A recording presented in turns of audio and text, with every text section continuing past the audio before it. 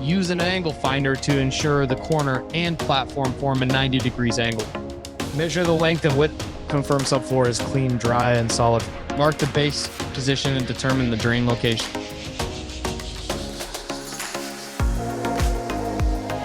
Cut a 10x10 opening at marked drain location. Clearance around pipe 2 to 5 inches for adjustment. To achieve better waterproofing, I recommend it to lay a layer of waterproofing material before applying the board. Disassemble the drain.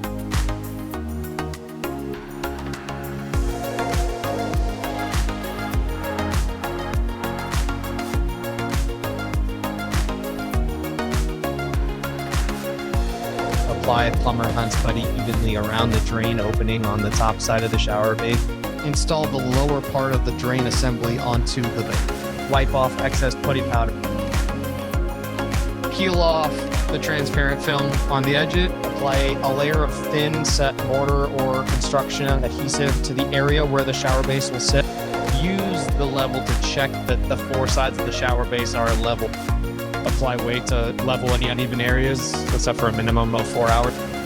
Check the level. Cut the drain pipe so it is flush with the top of the rubber gasket using an inside pipe cutting tool. Lubricate the inside of the rubber gasket with plumber's set grease. Slide the gasket onto the drain pipe beveled edge facing down. Press firmly to fully seat the gasket and secure the drain connector. Test whether the drainage is smooth. Peel off the red protective film. Use silicone caulk to waterproof the 3 sides. Allow your shower base secure for at least 24 hours. Water test for the drain and plumbing. Plug the drain. Cover shower base during wall finishing to prevent scratching. Important, remove the transparent protective film from the base before you